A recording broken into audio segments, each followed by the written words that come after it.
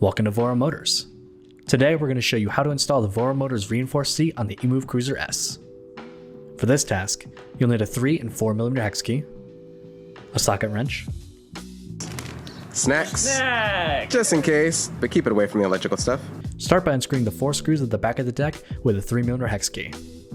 Then place your new seat on the deck and line it up with the holes. Take the 4 screws that came with the seat and tighten them with a 4mm hex key. Give it a jiggle to make sure it's fully secured. And now you're ready for a comfortable seated experience on the EMOVE Cruiser S. If you have any questions, please feel free to contact our customer support team at VoroMotors.com.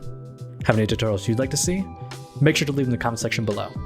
Until then, safe riding.